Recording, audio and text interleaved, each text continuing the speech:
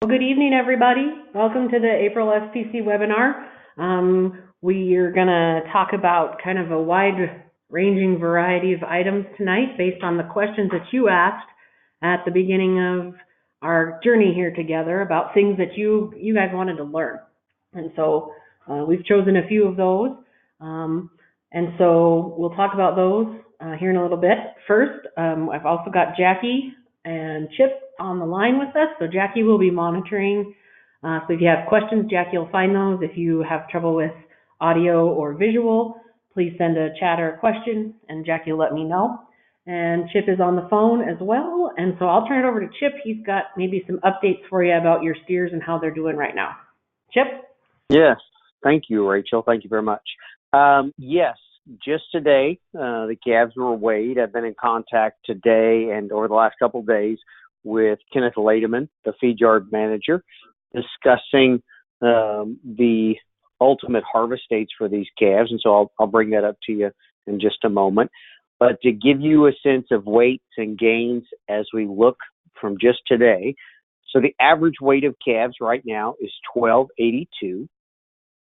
So when we look then at individual or our average daily gain, so the average across the group of average daily gain for the last month, we have had our highest average daily gain that we've had in the 2019 calendar year. So since December, and some of you know, we've all been experiencing some pretty aggressive weather, different parts of the country and different parts of the early part of 2019. And the calves felt that too. But finally, over the last number of weeks, things have calmed down a little bit weather-wise.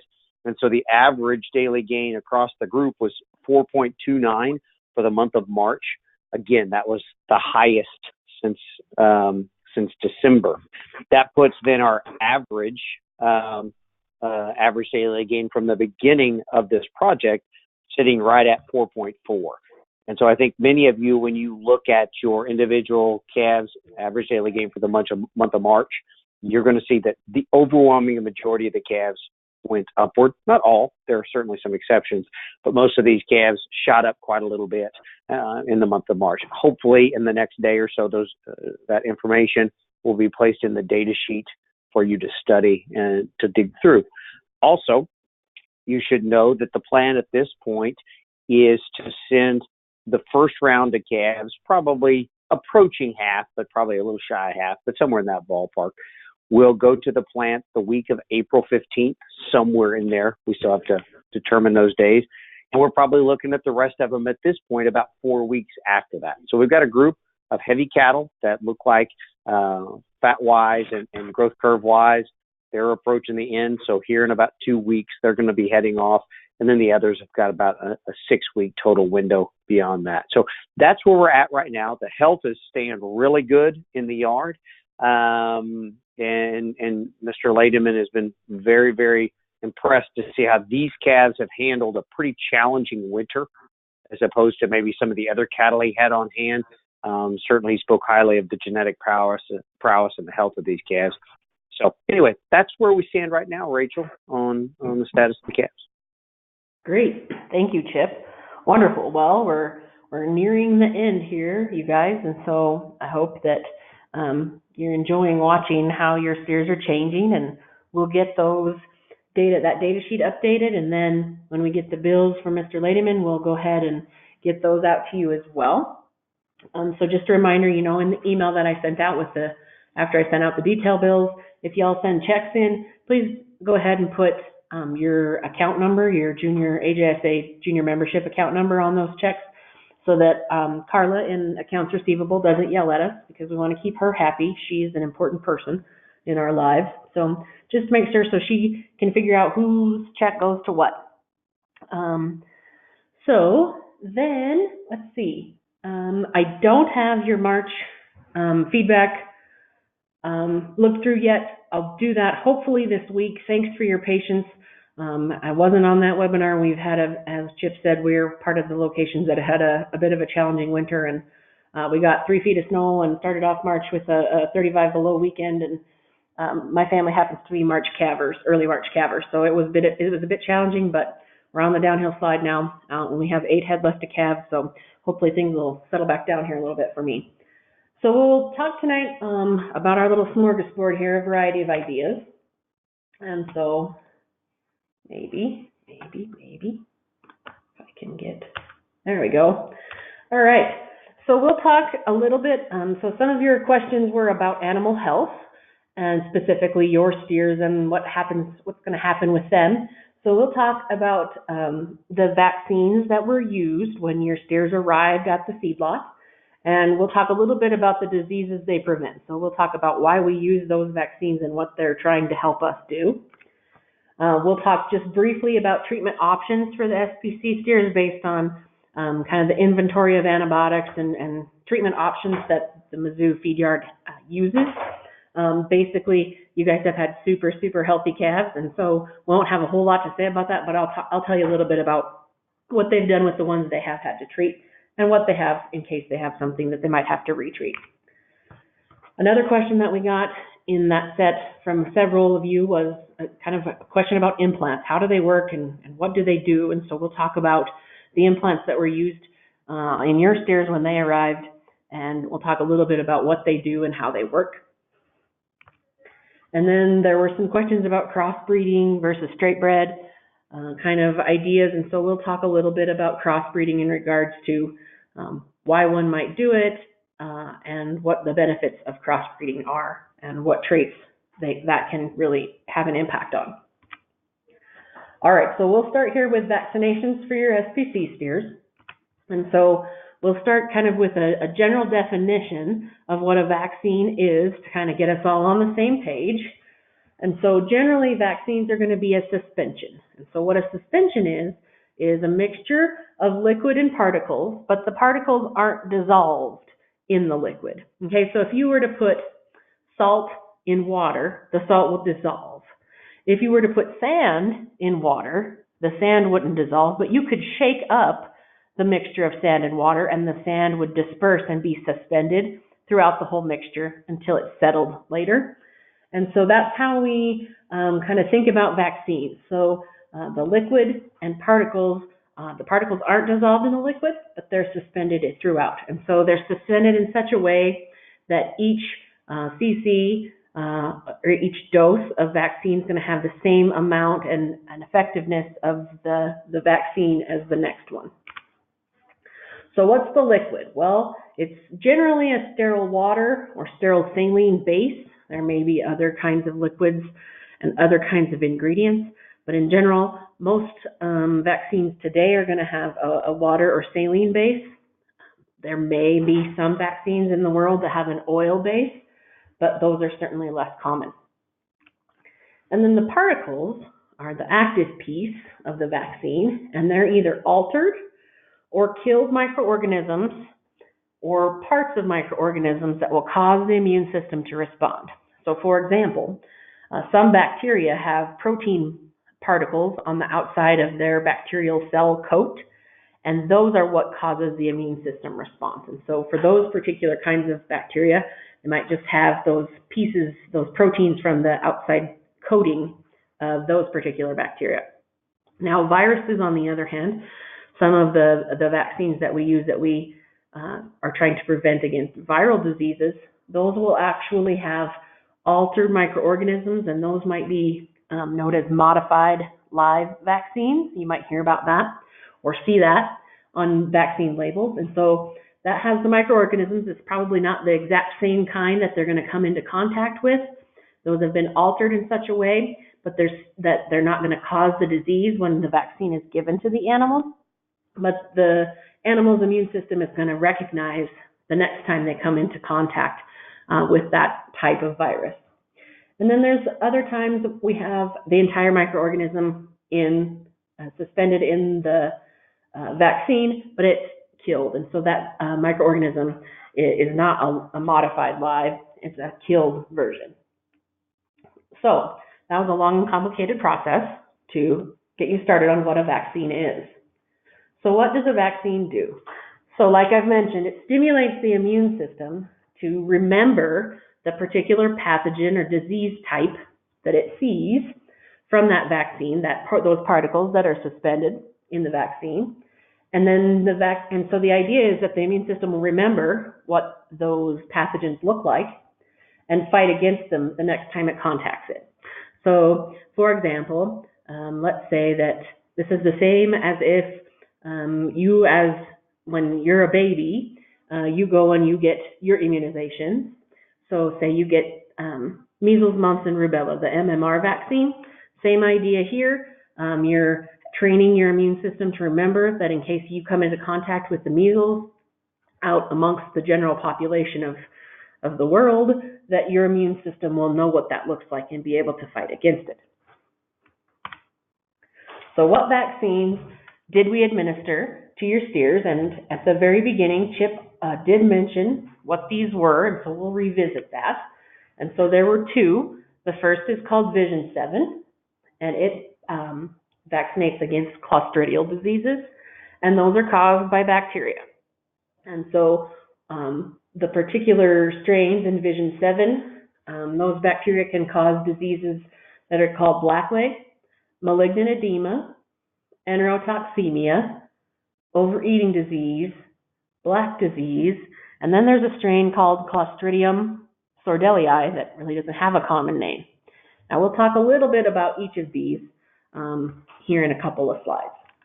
The second vaccine that was administered is a Bovishield Gold 5, and that is to vaccinate against bovine respiratory disease. And so remember, we've talked a little bit about receiving nutrition and receiving health when animals are received in the feed yard.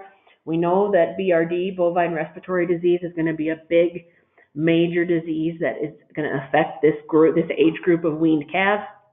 We know it's a huge, huge thing in our feedlot industry, and so trying to figure out how best to manage that, both from prevention and treatment, are important. And so the Vision 7 was a bacterial vaccine, and then the Bovishield Gold is a viral vaccine. So these are viruses, and so the abbreviations for them are in the first little bullet here, but we're talking about infectious bovine rhinotracheitis, bovine viral diarrhea, or BVD, parainfluenza 3, PI3, and bovine respiratory syncytial virus. And so no one in the whole world thinks that syncytial should be spelled that way, including me, but that's how you say it. All right, so let's talk about these clostridial diseases from kind of a weaning disease standpoint. So in general, they're a group of bacteria. They are not associated with bovine respiratory disease, and they cause mostly fatal infections. And so because of that, vaccination is super important for these diseases, because most off treatment of symptoms isn't going to be effective, because most of the time it's really, really fast acting, and you're going to find animals that are dead rather than animals that are sick when we have a clostridial disease issue. And so vaccination is super important. Other disease-causing organisms that fit in the same clostridial group include tetanus and botulism. So they're very fast-acting, and they're not to mess around with. Like I mentioned, affected animals are usually found dead, not sick. And a lot of these clostridial organisms are usually found naturally, normally, in small concentrations in the animal themselves, but with some ideal sort of condition, can grow really rapidly and cause the disease state. And so there's always something that may or may not alter those to cause them to grow rapidly, and that's when we can kind of get ourselves into trouble. So again, because they are so rapid and they are so toxic, certainly vaccination is our number one step. So we'll talk a little bit about kind of what each of them, some symptoms of each. So blackleg has swelling. The symptoms would be an air-filled swelling in heavy muscle, so say in the hind quarter, for example. And for blackleg, there's no wound, so it's all happening inside the animal. So it's not that the bacteria, they have a cut and the bacteria are entering and they get an infection that way. It's something inside in the blackleg. And so if you talk to folks, certainly we've increased the vaccination rates and decreased the incidence of these diseases over time.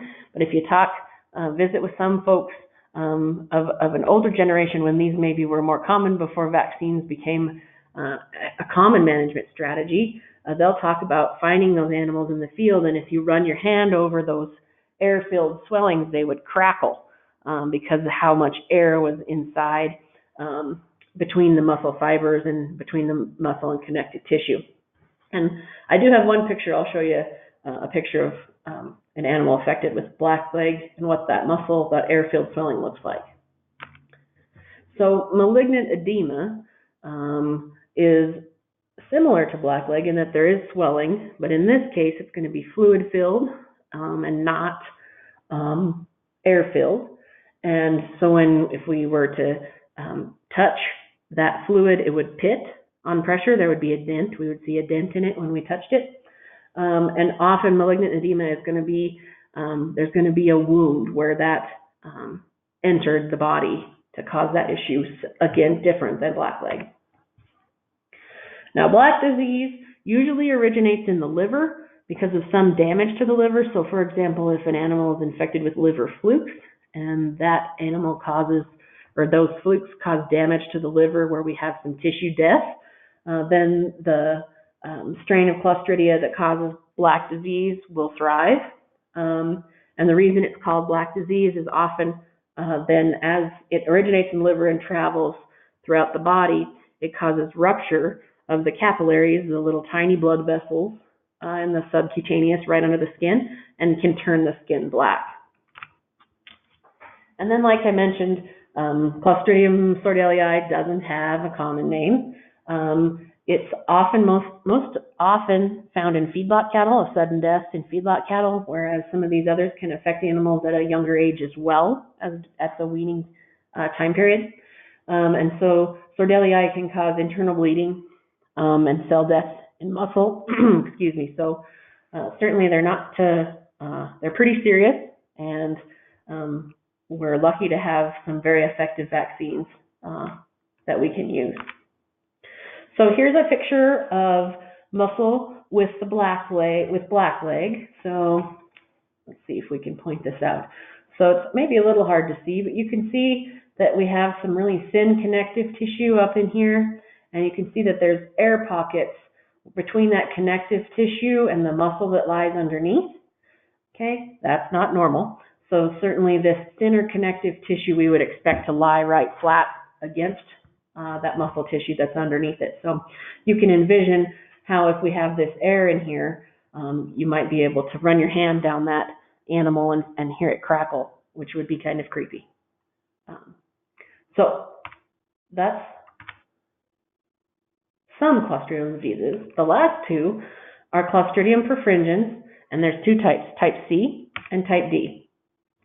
Type C ends up causing what we call enterotoxemia. It produces a toxin called beta toxin, and its target is the intestine. So we're going to have severe intestinal damage. So that's going to, even if we can, it's going to cause some severe issues, even if the animal were to live, if they did contract it, because we wouldn't be able to absorb as many nutrients across that intestinal wall. Enterotoxemia usually happens after a big increase in nutrient intake.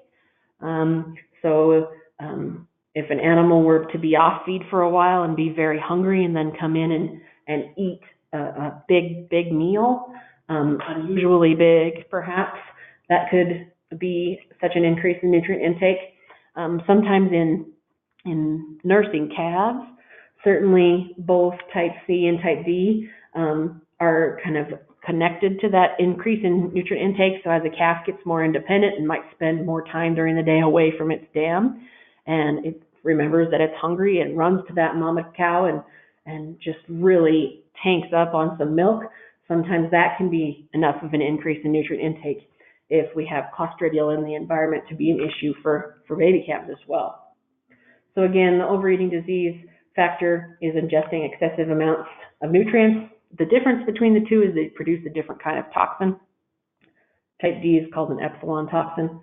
But both of them focus on the intestine. All right, so that's our Clostridials. So they're caused by bacteria. Vaccine is the way to go here because they have a sudden onset of disease, and so affected animals are usually found dead, not sick, so treatment is not going to be our number one option. Prevention is. All right, now we'll talk more then about the virals and the BRD complex. So bovine respiratory disease is most often diagnosed during the first 4 weeks of the feeding period. So early when the calves arrive and they're stressed, we've talked about this, right? So at weaning, that's the most stressful time that calf has experienced in its life so far. So many changes, lots of transportation, lots of stress, okay? And so stress is a big deal here in BRD. So an animal that's stressed is going to be more likely to be ill and get sick, just the same as us, right? So if we're really stressed out, we might be more likely to get strep throat or a cold, for example.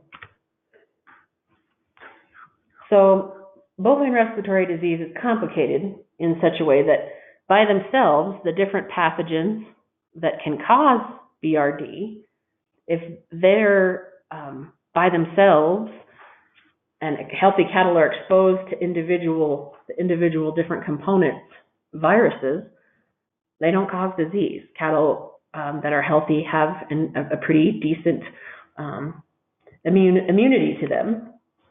But when we see more than two or more, I guess is how I want to say it, two or more of these pathogens, plus an immune system that's stressed and might not be working or functioning at optimal levels, then we know that that's a perfect storm, a perfect recipe for an animal to get bovine respiratory disease.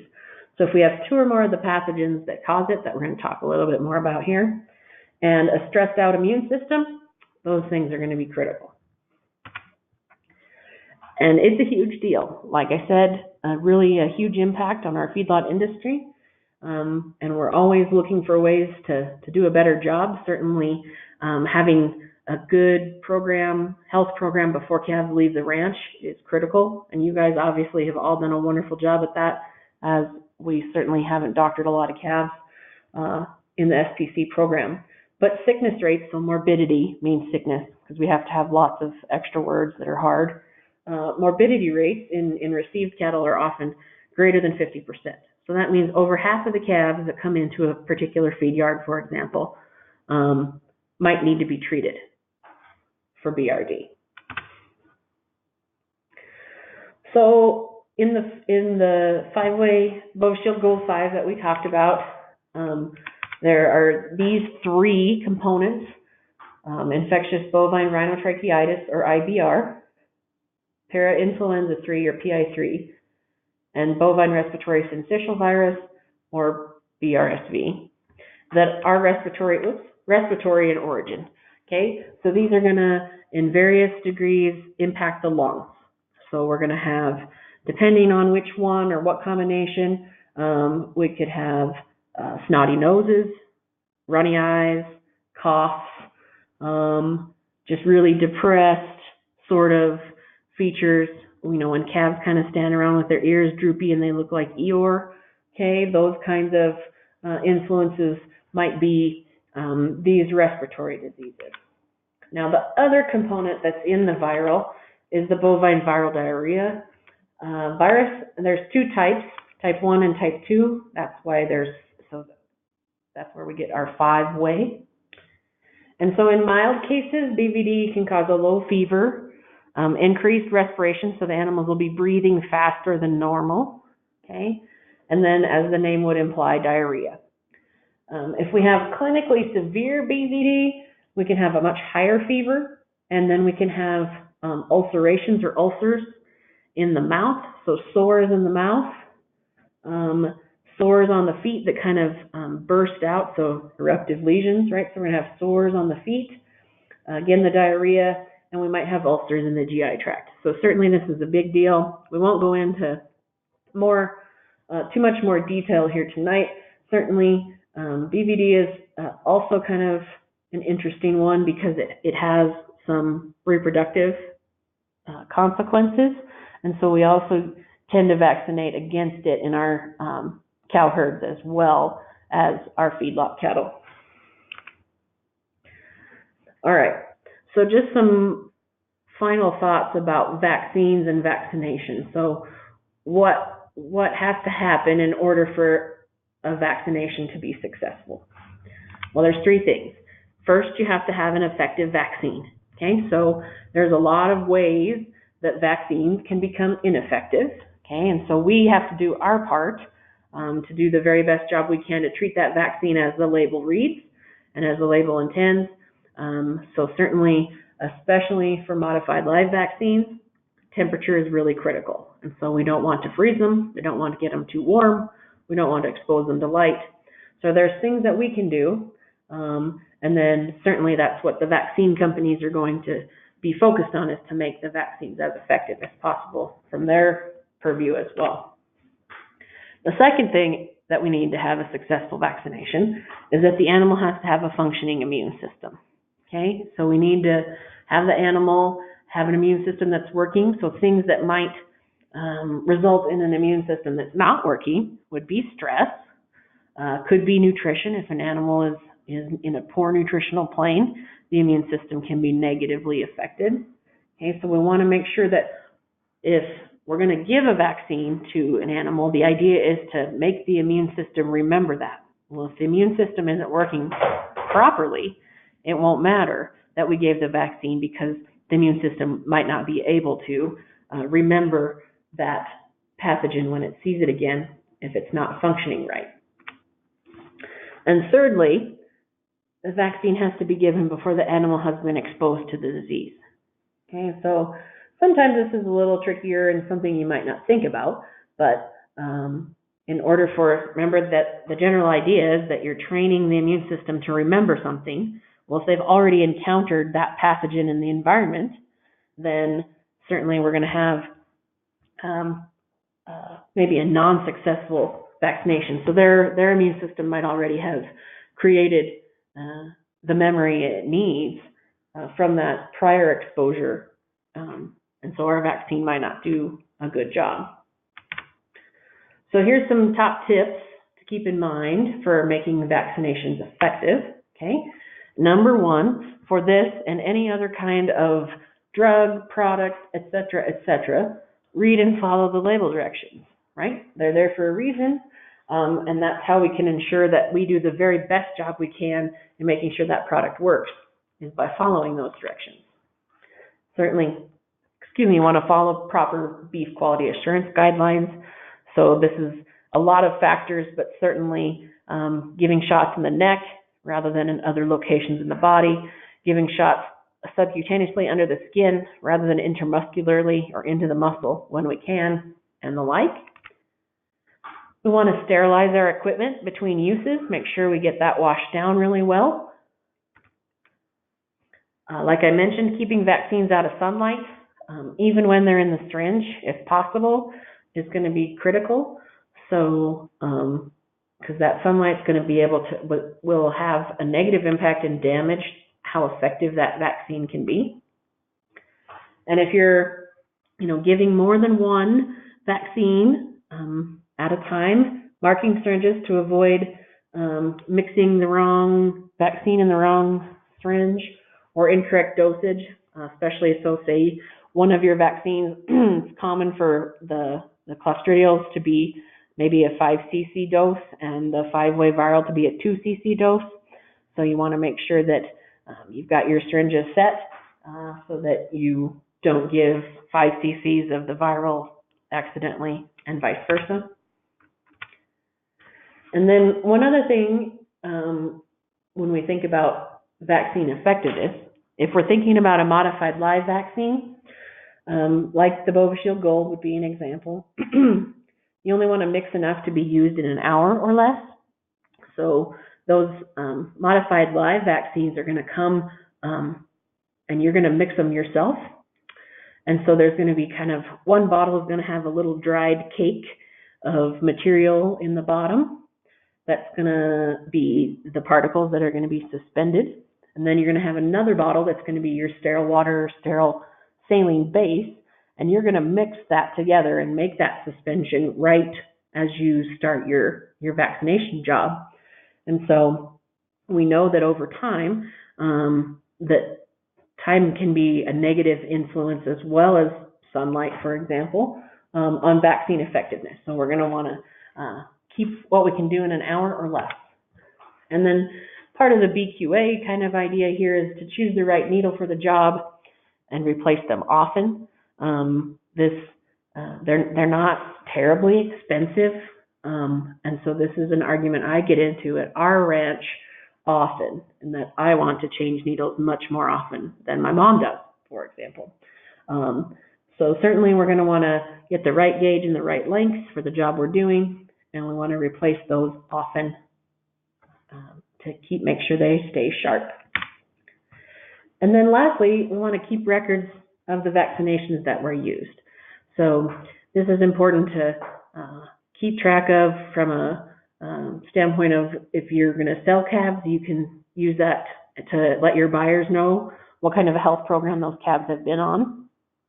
And then in case you have any animals that might have an adverse reaction to the vaccines, if you know kind of the lot number, the serial number of what group of vaccines that you used that day, that can be helpful as well.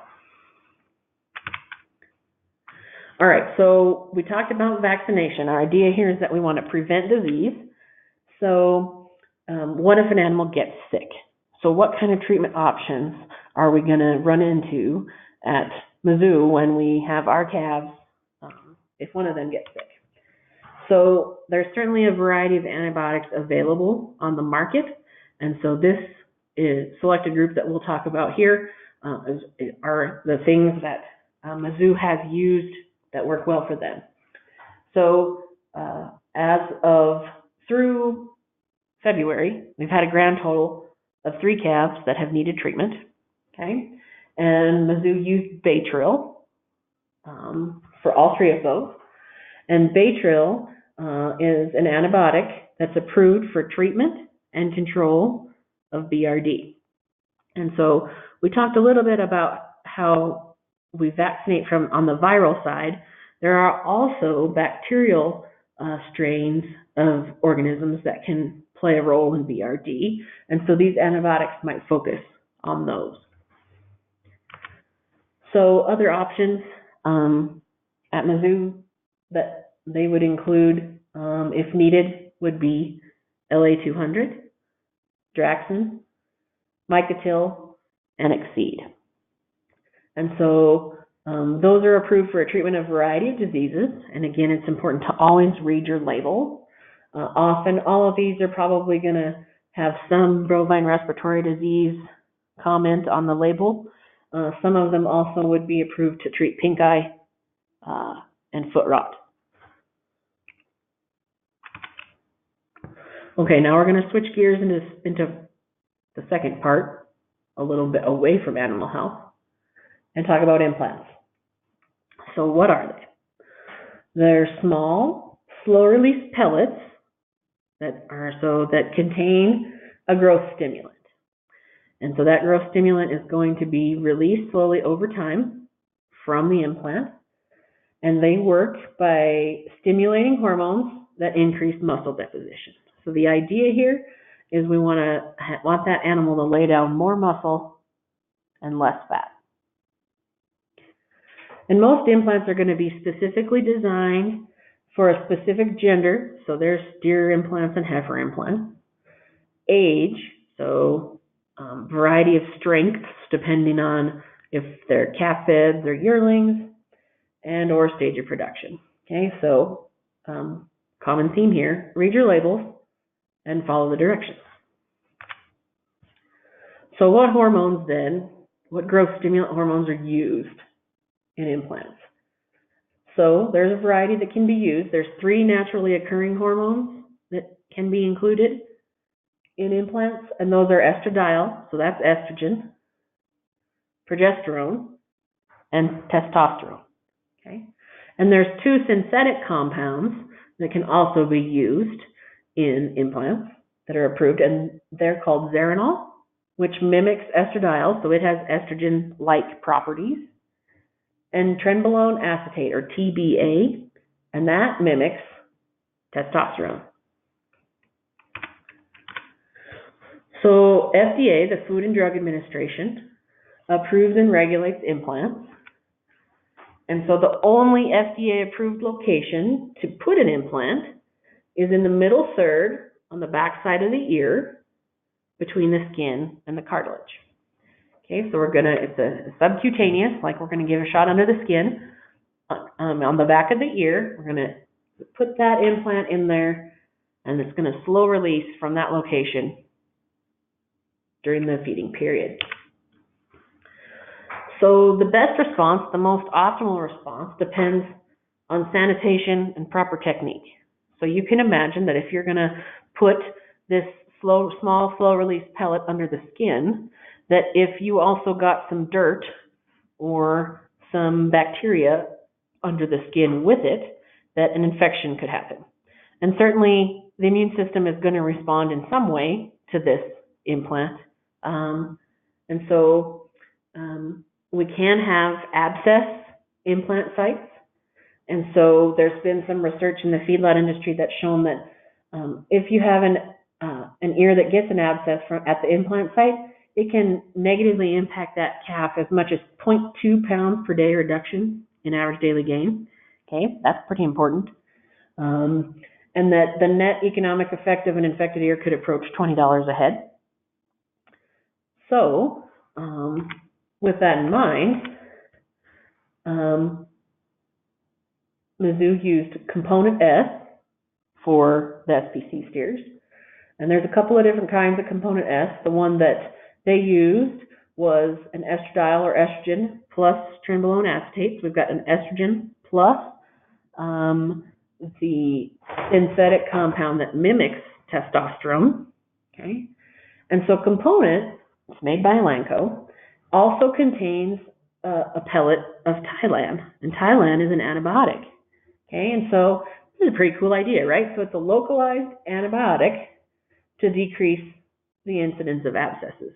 So it helps to make sure that that site is going to remain free from infection, so that we can get the best result from that to increase the amount of muscle deposition in those cattle. Okay, now we're really jumping around, hence the smorgasbord, right? So there were some questions about crossbreeding. So we'll talk a little bit, about the general concept. Okay, so there's two primary reasons that we hear and that are real for using crossbreeding. And the major one is heterosis or hybrid vigor. We'll get to that next. But breed complementarity is one that sometimes doesn't get mentioned as often, that I think is really important here too. So what is breed complementarity? Well, this is using breeds whose strengths and weaknesses complement one another. Okay? So for example, let's talk about Sim Angus, for example. Okay? So we've got, traditionally, we've got the maternal side from the Angus, we've got some carcass quality grade on the Angus side, then we've got some muscle and growth on the Simmental side.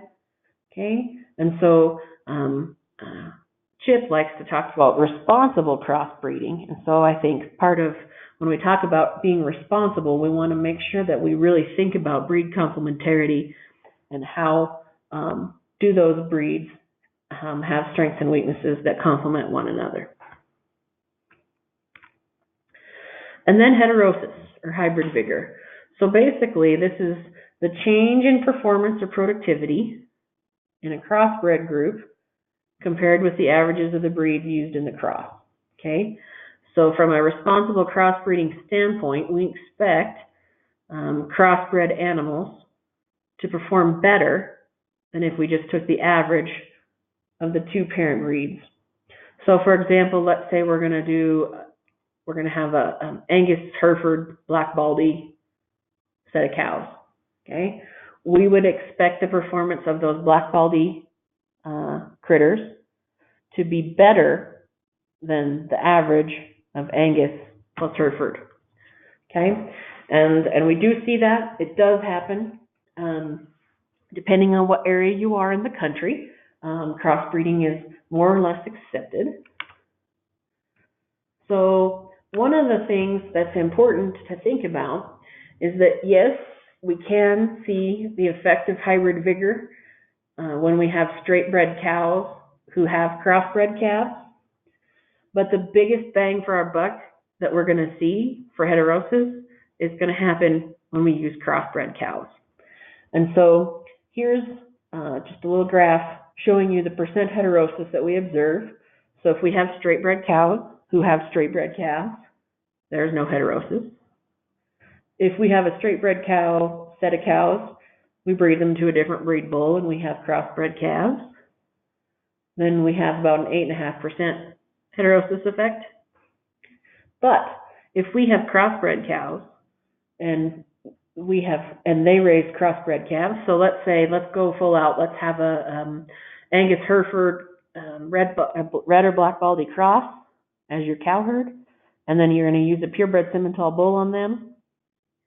Okay, then we get almost 24% heterosis, so almost 15%. So more than half of the effect of heterosis comes from using crossbred cows. And so in Bos Taurus crosses, so anything without Bos Indicus or anything without ear, so no Brahmins here, we can increase production per cow if we measure it as pounds of calf weaned per cow exposed to a bull, 20 to 25%. More than half of that effect, though, is dependent on using crossbred cows. So for the commercial industry, this is critical. Certainly there's a decent swath of the commercial industry that has straight-bred cows, that raise straight-bred calves. But I think overall, certainly the American Simmental Association is probably more of a proponent of crossbreeding and the use of our genetics in a wide variety of environments, maybe than anybody else. So when or what traits does heterosis impact? Okay, and so we've talked about heritability a little bit. So heritability tells us how much progress can we make by selection. So if we look here, heritability is on the far right. So let's look at the bottom two rows, palatability and tenderness, and cutability. Okay, so we're talking about carcass traits. Carcass traits are highly heritable. So if we select, say we want to make improvements in ribeye area, so if we select bulls with greater than average ribeye area EPDs, we can make progress fairly quickly. On the other hand, if we look at things like cow longevity, or percent calf crop weaned, or cow lifetime productivity, or disease resistance, we see those are lowly heritable. And we would be slow. We could still make progress through selection, but it would be much slower. So for these traits that are lowly heritable, there's a lucky trade-off in that they have generally those traits are highly impacted by heterosis. And so we can make more progress in those kinds of traits by management. And crossbreeding is a management tool that we can use. And so you see here that those kind of cow traits that we talked about, like percent calf crop weaned, cow longevity, and cow lifetime productivity, are highest in the heterosis column, not in the heritability column. So that's certainly something, food for thought, in regard to why crossbreeding can be very important in the commercial cattle industry. All right, so we're coming to the end of our time here for our April webinar. And so here's the feedback assignment. You have three options. You can write a 1/2 to 1 page summary of what we've talked about tonight. You could create a social media post example that you don't have to post it on social media, but you could create a post with a picture or a graphic about some component of the webinar.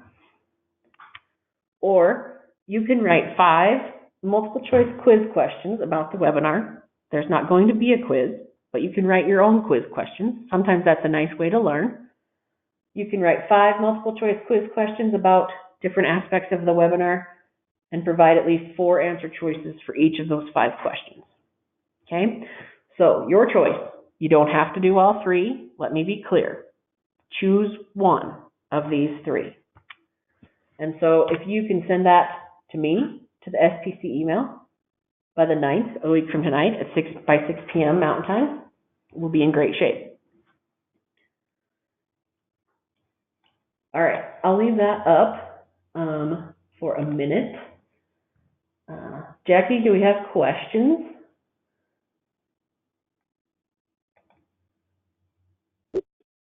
We do. Yep, just got to get myself off of mute. We did have a question about the best way to access the steered data sheet, and I was just going to plug a link into the response there unless there's a better way to access that. What do you think, Rachel? No, I think that's probably the best way. So if you go to, you can go to the SPC, oh, let's see. Let me see if we can do it here on this here computer.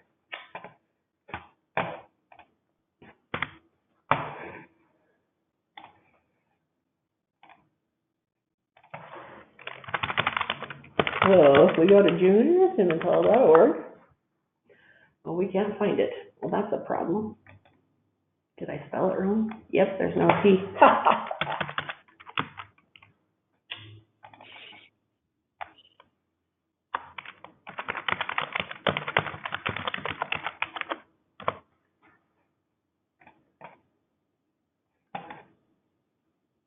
And we click on SPC.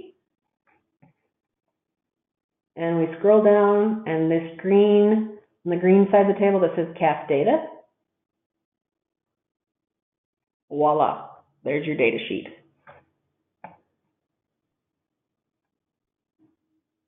But we can also just link to that, put this Google Doc link in there too, Jackie, if you want. But if you go to Simmental.org, click on SPC, click on CAF data.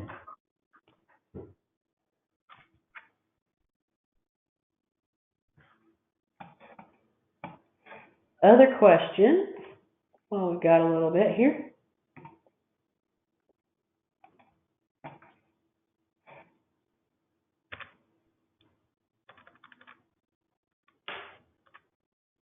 All right.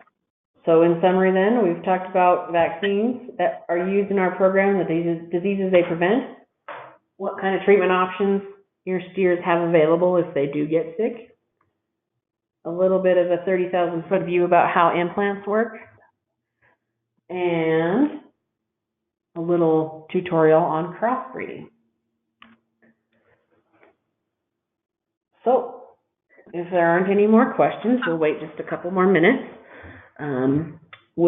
I'll get your, yes, ma'am. Oh, I was just going to say there. It's not a question. It's just kind of an anecdotal story. But yes. You were talking about blackleg and how it's maybe something we don't have as much of a experience in the actual disease, just because of how good people are about vaccinating. But I grew up with a vet clinic, and I was visiting with one of our customers one time, and they said, we've never had a problem with this, so we just stopped vaccinating because we figured it wasn't doing anything. And sure enough, that year they had some dead animals, and they had a problem with blackleg. So it gets easy to get kind of complacent and to think that these vaccines aren't really doing anything because we're not really seeing what they're doing. But boy, if you're going to flip back a few decades, they really are allowing for a lot better health and in management. So yeah, and there's a lot easy to forget. Yeah, there's different places in the country where there's a lot of Clostridial organisms in the environment, in the soil. So a veterinarian that I knew in Miles City, Montana, who grew up in Colorado, they had a lot of trouble with it in young calves, and so they would actually give a Clostridial vaccine at birth because they would have animals that would they would have problems where a lot of times this is given at branding, if you're in a brand state, I suppose, and those calves would lose calves even before then, so they'd have to give it at birth. So certainly there's a lot of variation around the country in regard to what there is, but yeah, I think you're right. It's easy for us to, cruise by pretty good because we think, it's not doing anything, but we don't know what's out there for sure. And if I can chime in, even for those sometimes who are slow learners, myself included on occasion, even if we don't see the benefits of the health or we're skeptical or all those things, remember, when it comes to marketing calves, there is serious documented evidence that you can garner more money for calves who have a responsible vaccination program. Your local sale barn, if mom or dad are listening over your shoulder, may or may not be one of those places that's conducive to doing that.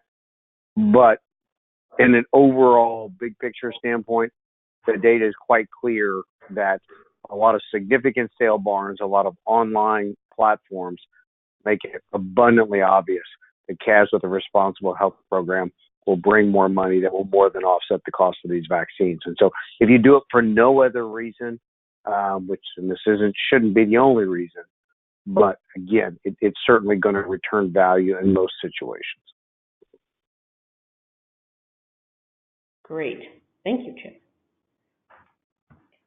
All right, well, it doesn't look like I have any more questions coming around, so I look forward to seeing your April feedback assignments. I'll get March out to you ASAP, and I'll be in touch here mid-month with the bills for March.